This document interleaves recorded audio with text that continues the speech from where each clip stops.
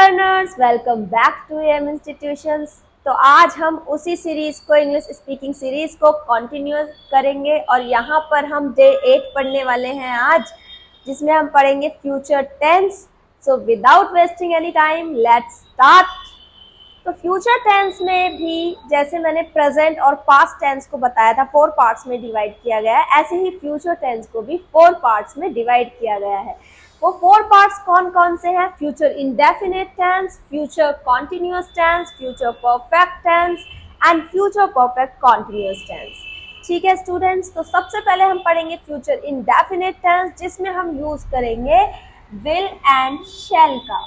तो विल और शेल का यूज हम करने वाले हैं। साथ में मैं बता दूं, विल और शेल के साथ आपका वर्ब के फर्स्ट फॉर्म का यूज होता है, और विल और शेल, विल कहाँ पर यूज करते हैं और शेल कहाँ पर यूज करते हैं, ये भी हम डिस्कस करेंगे आगे। ठीक है, तो इसे हम स्टार्ट करेंगे एक कन्वर्सेशन के थ्रू। इसमें मैं एक कन्वर्सेशन बताऊंगी आपको, और उसी कन्वर्सेशन के थ्रू आज आप फ्यूचर टेंस सीखेंगे। तो यहाँ पर सबसे पहले हम इंडेफिनिट टेंस में बात कर रहे हैं। गोविंद कहता है विल यू प्ले, क्या तुम खेलोगे? विल यू प्ले, क्या तुम खेलोगे? तो यहाँ पर आ जाएगा, राम ने जवाब दिया है नो आई वॉन्ट, नहीं मैं नहीं खेलूंगा, नो आई वॉन्ट। तो विल शैल जहां आ जाए तो समझ जाना कि फ्यूचर की बात हो रही है। ठीक है, तो उसके बाद गोविंद कहता है विल यू कम टुमारो, क्या तुम कल आओगे? विल यू कम टुमारो, क्या तुम कल आओगे? तो राम कहता है यस मैं आऊंगा, यस आई विल, मैं आऊंगा। तो आपने विल आपने देखा होगा, यहाँ पर हम हर एक सेंटेंस में विल का यूज कर रहे हैं। क्यों कर रहे हैं? क्योंकि यहाँ श्योरिटी की बात हो रही है। जहां पर कंफर्म है वहां पर हम विल का यूज कर रहे हैं। आई और बी के साथ विल का यूज करेंगे जहां पर बात कंफर्म होगी, श्योर होगी। और जहां पर बात कंफर्म नहीं होगी, प्रोबेबल होगी, शायद की बात हो रही है कि शायद हमें नहीं पता, पक्का नहीं होता उसमें कुछ भी, वहां पर हम शैल का यूज करते हैं। ठीक है, तो आगे हम देखेंगे। और ये शेल का यूज हर कहीं यूज नहीं हो जाता कि प्रोबेबल नहीं है, प्रोबेबल बात है तो हर कहीं आप शेल लगा दोगे, नहीं, हर कहीं नहीं लगेगा। आई और बी के साथ शेल लगाएंगे जब बात पक्की नहीं होगी, शायद की बात होगी। ठीक है, तो नेक्स्ट गोविंद कहता है क्या तुम आज रात यहीं रुकोगे? Will you stay here tonight, क्या तुम आज रात यहीं रुकोगे? तो इसके रिप्लाई में राम कहता है नहीं मैं वापस लौट जाऊंगा, no I will go back, no I will go back. This is the short form of I will. I will को आप फ्लुएंट बनाने के लिए आई विल का यूज कर सकते हो, no I will go back. तो गोविंद पूछ रहा है will you see Raja on Friday, क्या तुम फ्राइडे को राजा से मिलोगे? तो इसके जवाब में राम कहता है नहीं मैं घर पर तुम्हारा वेट करूंगा, no I will wait for you at home, no I will wait for you at home. तो पूरी श्योरिटी के साथ ही कह रहा है, इसलिए यहाँ पर विल का यूज हुआ है, no I will wait for you at home. ठीक है, तो यहाँ पर श्योरिटी की बात हुई है हर एक सेंटेंस में। आपने देखा होगा शेल का यूज कहीं भी नहीं हुआ है, दैट मीन्स श्योरिटी के साथ सारे सेंटेंसेस बोले गए हैं, इसलिए यहाँ पर विल का यूज हमने किया है। ठीक है, तो ये था आपका future indefinite tense. Next part में हम पढ़ेंगे, इसका सेकेंड पार्ट है फ्यूचर कॉन्टिन्यूअस टेंस। ठीक है, फ्यूचर टेंस के सेकंड पार्ट में हम पढ़ेंगे फ्यूचर कॉन्टिन्यूअस टेंस, जिसमें हम will be and shall be का यूज करते हैं। तो यहाँ पर भी हम एक कॉन्वर्सेशन के थ्रू देखेंगे फ्यूचर कॉन्टिन्यूअस टेंस को। यहाँ पर अमिताभ कहता है, अमिताभ क्या कह रहा है यहाँ पर, will you be in the train eight this time tomorrow, क्या कल तुम इस समय ट्रेन में यात्रा कर रहे होंगे? तो यहाँ पर आपने एक बात नोट की, रहे होंगे की बात हो रही है। जहां पर भी रहे होंगे, रहा होगा या रही होगी का यूज हो जाए, वहां पर हम फ्यूचर कॉन्टिन्यूअस टेंस का यूज करते हैं। That means will be and shall be का यूज करते हैं। क्या तुम इस समय, कल इस समय ट्रेन में यात्रा कर रहे होंगे। तो इसके रिप्लाई में राकेश क्या कहता है, yes I will be reach Kanpur at this time tomorrow. हाँ, मैं इस समय कानपुर पहुंच रहा होऊंगा। That means yes I will be reach Kanpur at this time tomorrow. Kanpur का के आप बड़ा कर लेना, क्योंकि जगह की बात हो रही है, वहां पर कैपिटल लेटर्स का फर्स्ट वर्ड कैपिटल लेटर में होता है। ठीक है, तो राकेश का आपने पढ़ा, yes I will be reach Kanpur at this time tomorrow. First letter capital किया है हमने कानपुर का। अब अमिताभ कह रहा है, shall we not be playing a match at this time tomorrow. क्या कल हम मैच नहीं खेल रहे होंगे? क्या कल हम इस टाइम मैच नहीं खेल रहे होंगे? अब यहाँ पर देखो वी के साथ शेल का यूज किया है। ऐसा क्यों किया है? क्योंकि अमिताभ को कंफर्म नहीं है कि हम मैच खेल रहे होंगे या नहीं खेल रहे होंगे, तो शायद की बात हो गई, इसलिए यहाँ पर वी के साथ शेल का यूज हो गया है, क्योंकि कुछ भी बात कंफर्म नहीं है। Shall we not be playing a match at this time tomorrow? Rakesh कहता है यस वी विल बी, हाँ हम खेल रहे होंगे। पूरा श्योरिटी के साथ कहा है राकेश ने, उसने पूरा जोर दे के बात कही है, इसलिए उसने विल का यूज किया है, यस वी विल बी। अब अमिताभ पूछ रहा है, shall we be coming to Shimla again and again? क्या हम बार बार शिमला आते रहेंगे? क्या हम बार बार शिमला आते रहेंगे? तो यहाँ पर भी उसे श्योरिटी नहीं है, तो वी के साथ उसने सेल का यूज किया है। शिमला का आप एस कैपिटल कर देना, शिमला अगेन एंड अगेन।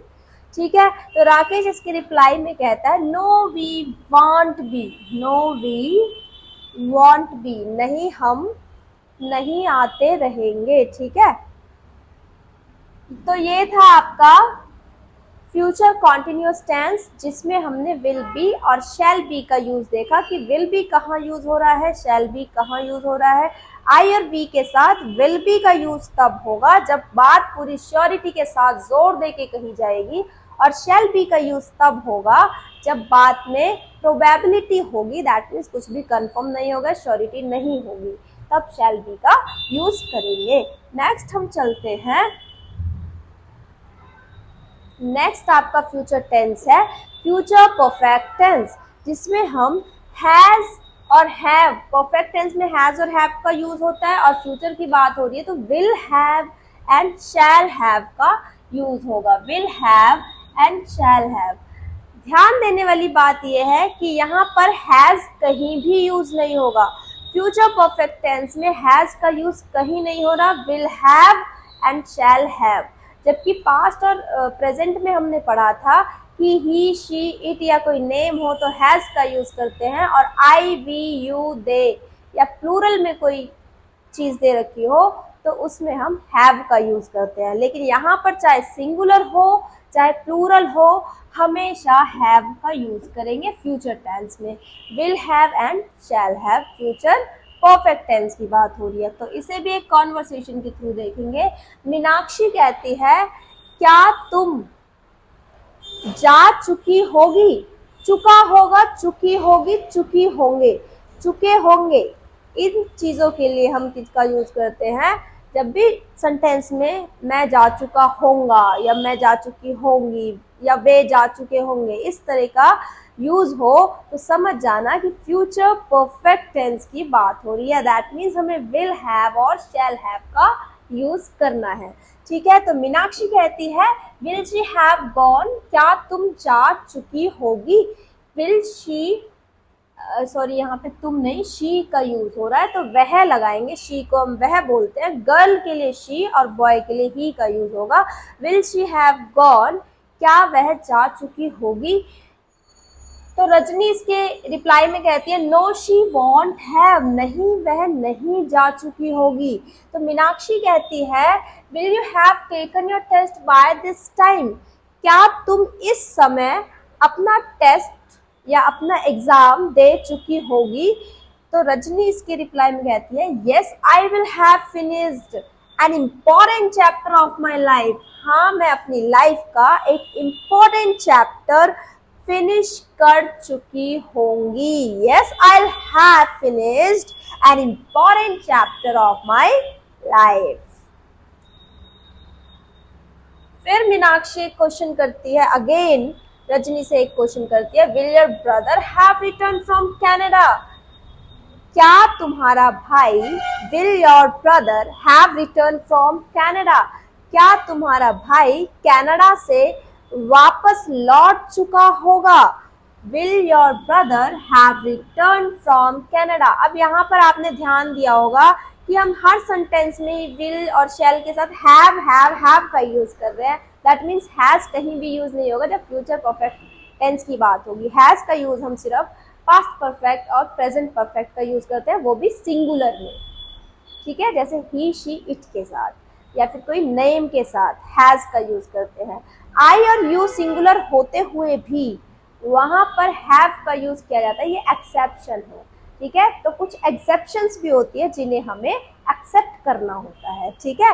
तो will your brother have return from Canada? क्या तुम्हारा भाई कनाडा से वापस लौट चुका होगा? तो रजनी इसकी रिप्लाई में कहती है, नो ही वॉन्ट हैव, नहीं वह नहीं लौट चुका होगा। तो ये था आपका फ्यूचर परफेक्ट टेंस जिसमें हमने will have and shall have का यूज किया है। Clear everyone?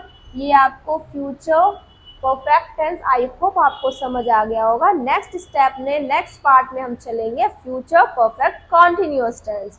Future perfect continuous tense में हम यूज करेंगे will have been and shall have been. तो यहाँ पर भी देखोगे हैव का ही यूज हो रहा है, कहीं भी हैज का यूज नहीं होगा, चाहे सिंगुलर हो चाहे प्लूरल हो, आपको हैव का ही यूज करना है। Will have been and shall have been. तो यहाँ पर भी हम एक कॉन्वर्सेशन के थ्रू इस टेंस को समझेंगे, फ्यूचर परफेक्ट कॉन्टिन्यूअस टेंस को हम समझेंगे कॉन्वर्सेशन के थ्रू। प्रभात कहता है इसमें, will you have been sleeping at this time?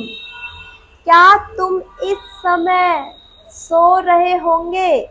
Will you have been sleeping at this time? क्या तुम इस समय सो रहे होंगे?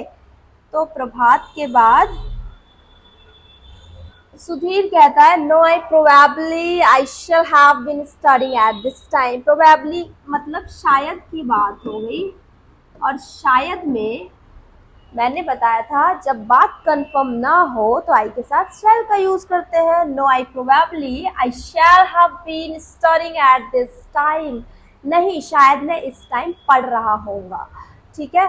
तो प्रभात कहता है, and what will be your brother Rajiv have been doing?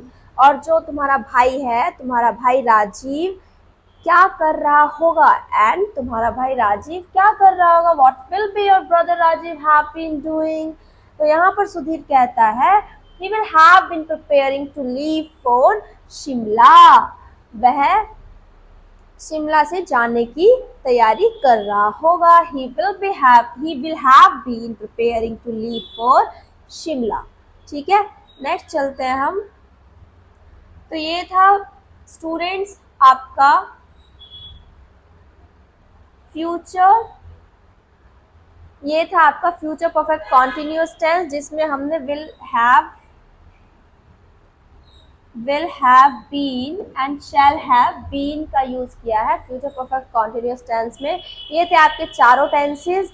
Future tense 4 parts जिसमें हमने नंबर 1 पढ़ा फ्यूचर इंडेफिनिट टेंस, नंबर 2 में पढ़ा फ्यूचर कॉन्टिन्यूअस टेंस, नंबर 3 में पढ़ा है फ्यूचर परफेक्ट टेंस, नंबर 4 में पढ़ा है future perfect continuous tense. I hope आपको ये फ्यूचर के चारों पार्ट्स क्लियर हो गए होंगे। टोटल हमारे 12 पार्ट्स होते हैं टेंसेस के, 4 पार्ट्स आपके प्रेजेंट टेंस के, 4 पार्ट आपके पास्ट टेंस के और 4 पार्ट आपके फ्यूचर टेंस के, जिसमें हम 12 की 12 टेंसेस कवर कर चुके हैं।